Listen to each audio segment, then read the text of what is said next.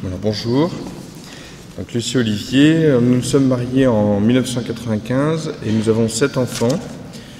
Nous sommes foyers amis depuis 2004. Nos enfants sont vraiment un don de Dieu et la plus grande richesse que nous possédons sur terre après Jésus. Après notre mariage,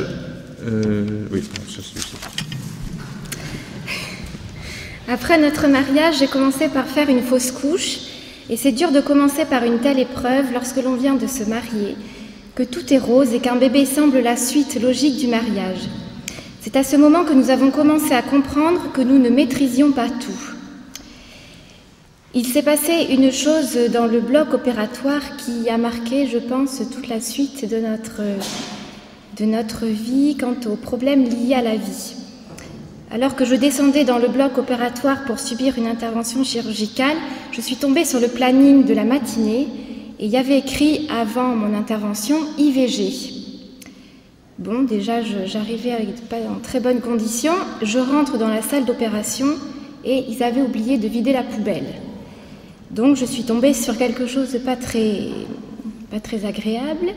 D'autant plus qu'en salle de réveil, je me suis trouvée à côté de la maman en question qui venait de subir son IVG et qui pleurait et qui appelait son bébé.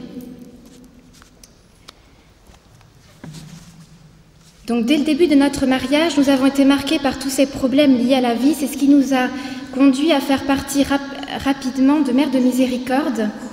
Donc la plupart d'entre vous connaissent. Ce sont des chaînes de jeûne pour des mamans qui sont sur le point d'avorter. Donc chaque jour, un membre de la chaîne va jeûner au pain et à l'eau et porter dans la prière avec toute la famille cette intention.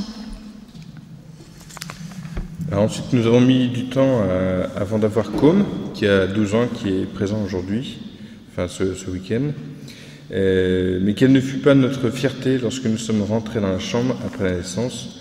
Et moi, j'ai traversé toute la maternité avec Com dans les bras, en criant à qui voulait bien voir que c'était notre fils et qu'il venait de naître. Voilà. Après Com, nous avons eu Kitri, qui a maintenant 10 ans et demi. Elle est née pendant une période de chômage et nous pouvons témoigner que notre vie matérielle a toujours été entre les mains de la Providence. Nous n'avons jamais manqué de rien, toujours ce qu'il fallait au moment où il le fallait. Et c'est toujours le cas actuellement puisqu'Olivier est encore dans une période de chômage. Alors après Kitri, on a eu Blanche, donc, qui est née prématurément et elle a conservé longtemps des séquelles au niveau affectif. Donc, les premières années, entre autres, elle avait des soucis de sommeil. Donc là encore, nous avons touché du doigt que nous n'étions pas les maîtres des événements. Puis ce fut Faustine, avec tout ce que nous vous avions témoigné l'année dernière sur l'annonce d'un handicap et notre bataille pour refuser la myosynthèse, le changement de clinique pour accoucher et l'immense joie d'avoir une petite fille en bonne santé. Pour rendre grâce d'une telle naissance, nous avons adopté Théodore, notre 5e, atteint de trisomie 21, Théodore dont le nom veut dire « cadeau de Dieu » et que nous avons vraiment reçu comme un don de Dieu. C'était important au début de penser à cela dans les moments difficiles, car ce n'est pas évident de recevoir un bébé à 5 mois avec tout le passé qu'il avait. Vous avez raconté ça l'année dernière. Il a fallu s'y attacher, apprendre à le connaître. Le handicap n'aidant pas forcément, puisque les premiers mois, Théodore ne souriait jamais, avait le visage fermé, pouvait pleurer de longs moments sans que l'on puisse faire quoi que ce soit, à part le prendre dans les bras. Il a fait plusieurs grèves de la faim. C'est vrai que c'est difficile de s'occuper d'un bébé, je pense surtout pour la maman qui ne réagit pas, qui ne regarde pas la maman en face, qui ne sourit pas et qui témoigne finalement aucun retour. On essaie de lui donner le maximum, mais on n'avait aucun répondant. Cela demande un oubli de soi auquel nous ne sommes pas forcément préparés. C'est un véritable enfantement. Notre chapelet familial a été d'un grand secours et a vraiment cimenté notre unité, et nous sommes toujours très attachés à ce chapelet quotidien avec les enfants. Nous n'avons pas donné la vie d'un point de vue biologique à Théodore, mais nous lui avons donné la grâce de la vie éternelle par le baptême. En effet, c'est un enfant qui ne serait pas né si ses parents avaient su qu'il était trisomique.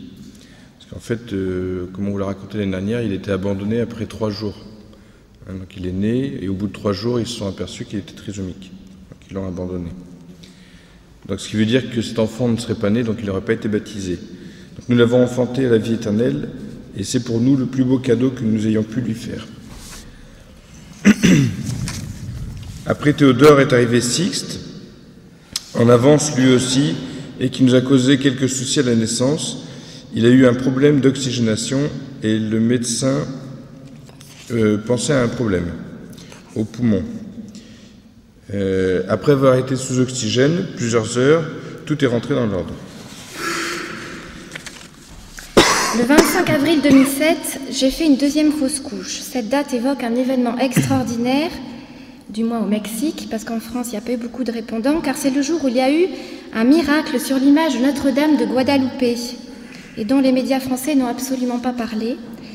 À l'heure où devait être votée au Mexique une loi sur l'avortement dans le district de Mexico, le ventre de la Sainte Vierge s'est illuminé, et l'on pouvait voir le fœtus de l'enfant Jésus qui brillait dans le ventre de sa maman. Des visiteurs ont pu prendre des photos de cet événement qui a duré 2 ou 3 jours.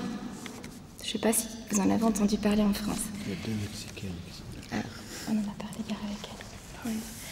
Ce jour-là, nous avons perdu un bébé alors que j'avais vu le petit cœur battre la veille à l'échographie et que tout semblait bien aller pour ce bébé. C'est toujours très émouvant de voir battre un si petit cœur et puis le lendemain, plus rien. L'obstétricien, qui était un avorteur renommé dans cet hôpital, a procédé à une intervention chirurgicale sans aucune délicatesse. Mais que pouvait représenter une vie humaine pour cet homme ? Cette intervention est la même que pour un avortement, à la différence que pour nous, le bébé ne vivait plus. Je n'ai pas eu d'anesthésie générale, soi-disant pour me remettre plus vite. Mais je n'oublierai jamais cette aspiration du bébé qu'on nous arrache littéralement. J'essayais d'offrir tout cela pour tous les avortements pratiqués dans cette salle et pour ce médecin. Ce n'est que plus tard que nous avons fait le lien avec ce qui s'était passé au Mexique ce jour-là. Et nous avons compris que le Seigneur nous demandait certainement d'avoir une grande compassion pour toutes ces femmes qui avortent et de prier pour tous ces médecins. Notre vie familiale a toujours été très marquée par tous ces problèmes liés à la vie humaine. Beaucoup de gens n'ont pas compris autour de nous pourquoi nous avions été si affectés par cette fausse couche. Après tout, c'était notre 7e, il y en avait déjà 6 avant. Mais chaque enfant est unique. Et faire une fausse couche pour le premier ou pour le 7e, c'est toujours aussi douloureux. Le Seigneur donne et il reprend aussi. Nous comprendrons là-haut tout ce qui nous paraît incompréhensible. Après est arrivé notre dernier, Allôme, qui avait quelques jours l'année dernière à la session Humanité. Nous sommes toujours autant en admiration devant la beauté de la création, comme si c'était notre premier bébé. Cette naissance fut sans problème. Enfin. Nous ne pouvons que remercier Dieu le Père pour la création de petits êtres conçus jusque dans les moindres détails. Oui, chaque enfant est vraiment un don de Dieu. Nous le vivons aussi dans l'éducation de nos enfants. Chacun, avec son caractère propre, est un enfant unique. Nous avions été frappés par une phrase du Père Thévenin qui avait dit au cours d'une journée de retraite prêchée pour les mamans de mission thérésienne. « Pourquoi avez-vous des enfants ?» nous demanda-t-il. Grand silence. Le Père a répondu « Vous avez des enfants pour faire des adorateurs de la Trinité dans l'éternité. » Cette phrase est notre devise pour l'éducation de nos enfants. Nous essayons autant que possible d'éduquer les âmes en vue du ciel, que ce soit dans nos choix d'école, d'amitié, d'activité. Le plus important pour nous n'étant pas la réussite sociale, le confort matériel, mais nous essayons de faire fructifier ce don qu'est chaque enfant, conscients que nous ne sommes pas propriétaires de nos enfants. Seuls nous ne pouvons rien faire. Merci Seigneur de nous donner ta grâce et de nous aider dans cette grande responsabilité qu'est l'éducation de chacun de nos enfants.